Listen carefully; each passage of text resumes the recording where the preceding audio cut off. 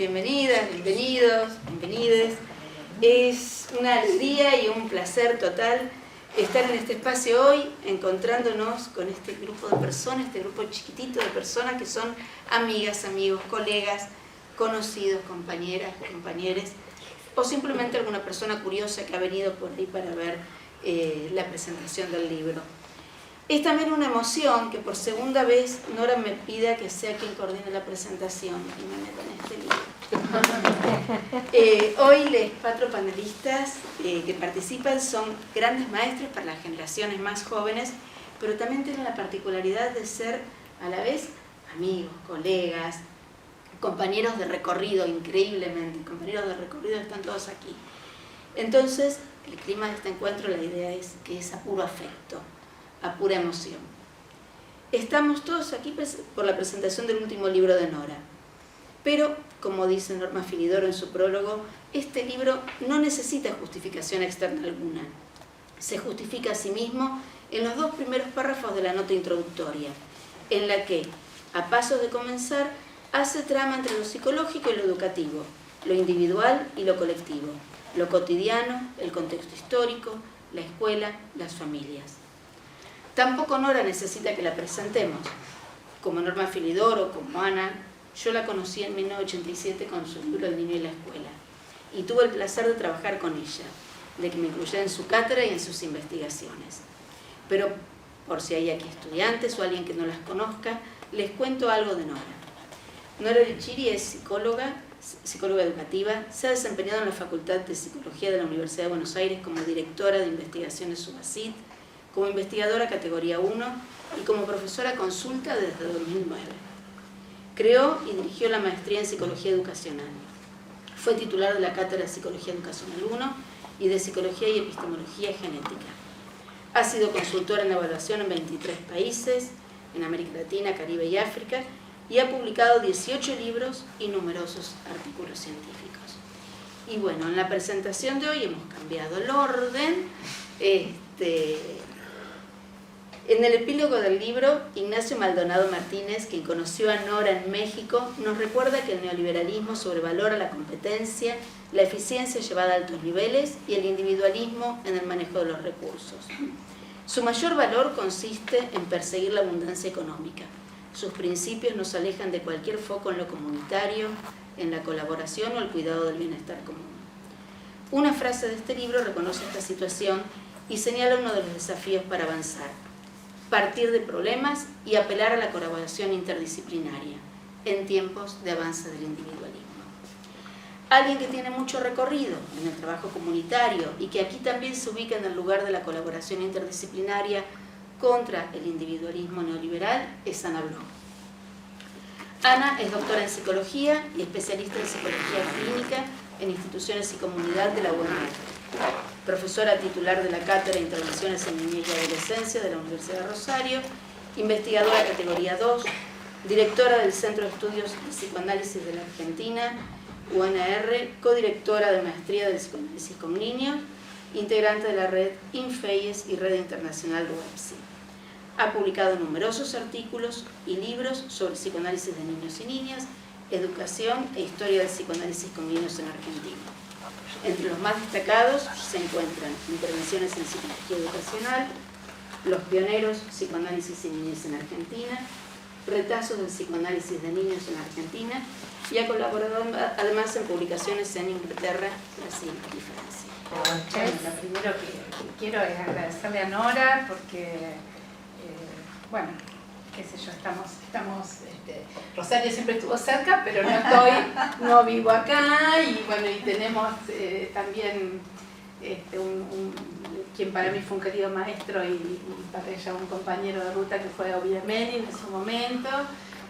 Bueno, he compartido un espacio también importante con Ángela en la cátedra en Rosario, y bueno, tenemos como el dibujo de la portada del libro, una serie de lazos y de líneas que se enlazan a lo largo de la historia, así que bueno, y además, le decía Nora, estoy muy agradecida porque realmente es un libro, para mí fue hermoso leerlo durante durante el verano, le estaba contando eso y realmente es una joyita. Es un libro que ahora voy a decir un montón de cosas, pero en síntesis realmente es un libro muy, muy claro y muy convocante. Me parece que es realmente no es un libro más. Digo, si bien Nora tiene importantes libros, creo que no es uno más de la cadena de las 18 publicaciones. Realmente un libro como El niño y la escuela, ¿no? Uno de estos libros que pasan a tener otro lugar en quienes la leemos a lo largo del tiempo. Así que bueno, yo voy a leer, que a mí no me sale presentar así tan fluidamente de forma oral. Según como imaginemos este mundo, vamos a ponderar determinados conocimientos, actitudes y valores para desenvolverse en él. Esta es una frase que tomé del libro de Nora. Quiero dar comienzo a esta presentación con esta cita que estamos comentando, porque creo que guarda una de las claves del inmenso trabajo que contiene esta obra. Y es que la autora apela permanentemente al valor de esa potencia propia de la imaginación que, en combinación con la rigurosidad teórica y metodológica, anudada a su vez con una comprometida posición ética, sostienen un entramado sobre el cual sería más que propicio realizar las prácticas psi en el campo de la educación en la actualidad. La imaginación no escapa al resto de las instancias intervinientes. Sin ella y sin el trabajo elaborativo en cada circunstancia, proceso y territorio, una práctica psi correría el riesgo de quedar reducida a una mera técnica. Este es un libro que batalla desde el vamos contra esa posibilidad. Apuesta a la conceptualización pregnada de historia y a la transmisión de la práctica puesta en tensión permanente con la teoría. Se compone con el compromiso intenso de hacer asequible y apropiable todo lo que nos traspasa.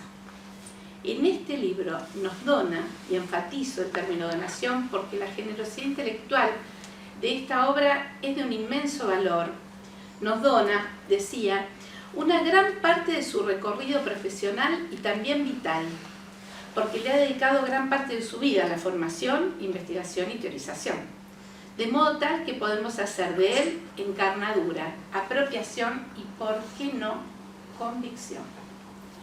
Conocí a Nora también de la mano de otro querido maestro, Ovide Menin.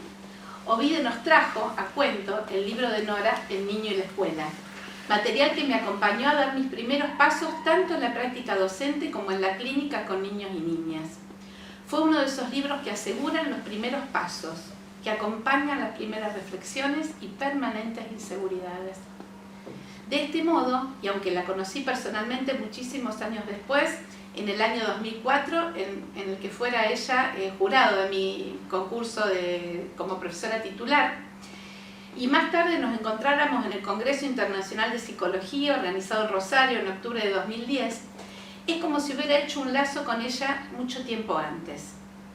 Esta mención es más que necesaria porque parece que no solo para sus lectores abordar la producción de esta autora, resulta un trabajo en el que se retoman y recuperan sus lejanas producciones, porque ella misma en este libro realiza su propia recuperación. Los capítulos abarcan un largo periodo, 1985-2022, nada menos que 37 años. Se incluyen escritos previos en tanto la autora considera que sus temáticas conservan vigencia y podrían ser considerados puntos de referencia para nuevos estudios. Así pues, la producción de Nora Lichiri guarda un hilo de coherencia y un proceso de producción que merece ser enlazado en su conjunto.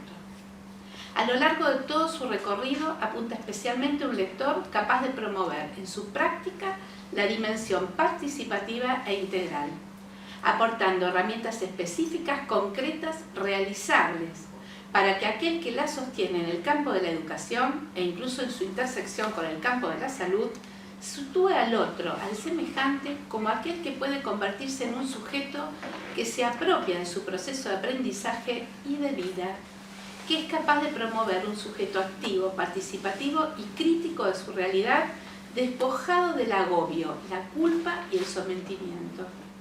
Al decir de la autora, el tipo de relaciones humanas existentes, los valores y actitudes implícitos en la escuela, son tan importantes como la enseñanza formal de los contenidos. Se trata de un libro que permanentemente practica lo que profesa.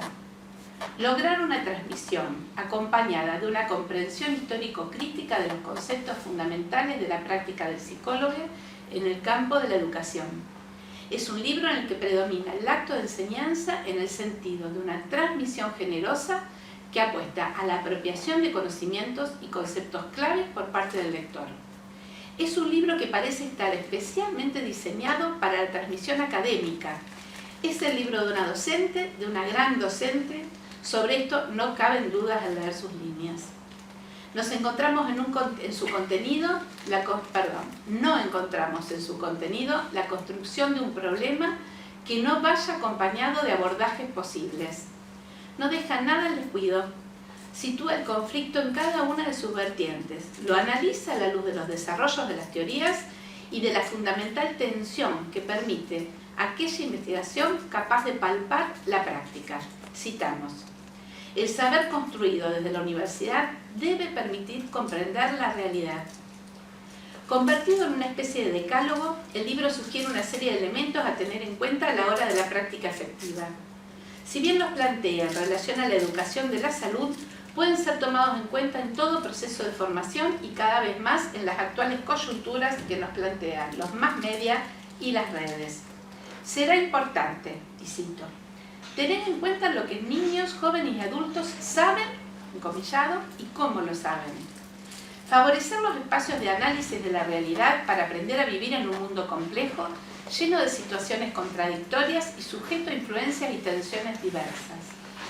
Desarrollar habilidades que ayuden para tomar decisiones, no solo respecto a cómo actuar, sino también referidas a las consecuencias de las acciones. Todo un tema en la actualidad. Promover el análisis crítico de la información, dado que la sociedad plantea continuamente situaciones contradictorias en las que el sujeto debe decidir. Establecer relaciones entre conocimientos, actitudes y comportamientos, y generar ámbitos de reflexión respecto a estilos, hábitos y costumbres de las familias. Nos habla también de la evaluación educativa. Una vez más, el libro nos lleva hacia una práctica humanizante, de tipo colectiva, en la que el sujeto puede ubicarse en su rol activo y partícipe, destacando el carácter político que adquiere el uso de la información que proviene de la evaluación. Para la evaluación de proyectos propone la evaluación participativa. Este libro guarda en toda su extensión un desarrollo contrario al neoliberalismo. Retomo yo también el epílogo de su compañero en el exilio, el mexicano Ignacio Maldonado Martínez, que plantea que este libro, y cito, atraviesa al ser humano, incide en las mentes y por lo tanto también en la formación de subjetividades. Maldonado agrega: si durante el capitalismo industrial un sujeto gozaba de su riqueza, hoy que reina el neoliberalismo, el sujeto tiende más, además, a buscar sobresalir deseando el fracaso del otro, compitiendo en forma permanente, desconectándose de la colectividad. Esto es letal para una sociedad, dice Maldonado. Este es un libro que va totalmente a contrapelo de esa idea. La apuesta a la promoción de una práctica colectiva, de equipo, capaz de construir lazos y proyectos comunes, nos dirige hacia sus antípodas. Es por ello que este es un libro también eminentemente político, de un compromiso que lo atraviesa en cada una de sus líneas. Nora nos invita a destacar la dimensión de la alteridad, la importancia de tener en cuenta el lazo con el semejante en todo momento y en todo proceso, y la consideración atenta del psicólogo en una práctica que tenga ese objetivo como norte. Su insistencia en los abordajes interdisciplinarios corre en el mismo sentido. Nos dice que desde la pandemia comienza a percibirse que el destino de uno tiene que ver con el de los otros. Nos encontramos con frecuencia con abordajes que se encasillan de un lado al otro o del otro, sin poder establecer un puente, que se plantean desde la restricción de las perspectivas disciplinares y que atentan contra un abordaje de las problemáticas en su complejidad. así como entreteje teorías acerca de falsas dicotomías que encorsetan y restringen las posibilidades de análisis de las prácticas de enseñanza-aprendizaje, la autora deja claramente señalada su preocupación por el avance de las neurociencias en cuanto a las severas restricciones de las posibilidades de análisis del acto educativo en su complejidad, por el resurgimiento del biologismo, y nos advierte que podría tratarse incluso de una racionalidad nueva que apunte a anular el conocimiento de las ciencias sociales para imponer razonamientos sobre lo que sucede en lo político, en lo económico, en lo social y en lo educativo. Se trata de categorías que ocultan tramas más complejas centradas en una dimensión biológica tendientes a estigmatizar, medicalizar y patologizar. La dimensión de la exclusión y el consumo atraviesan fuertemente esta posición que ella critica. Este es también el libro de una investigadora rigurosa que elige la vida sobre el método, pero sin descuidarlo. En este libro se sostiene un abordaje que establece puentes entre falsas dicotomías. Cito algunas. Los requerimientos de aprendizaje que separan lo que sucede en clase de los procesos de pensamiento vinculados a la vida social y escolar de docentes y alumnos. La distancia que suele establecerse entre el contexto versus la experiencia áulica y las familiares y sociales. En este sentido quedan descritos los modos en los que las familias desarrollan redes y lazos sociales en las que despliegan zonas de desarrollo próximo familiar. Se apuesta a diluir así la distancia establecida entre aquellas múltiples relaciones familiares y la relación singular y estrecha entre maestro, maestra, alumno, alumna, que se suele dar en el aula, planteadas como, en general, entidades aisladas. También apuesta a arrimar distancias en lo que desde el psicoanálisis llamaríamos la relación entre los imaginarios y la realidad efectiva, acercando también, cito, a través de las intervenciones con los docentes y las expectativas y lo imaginario a las realidades del alumnado.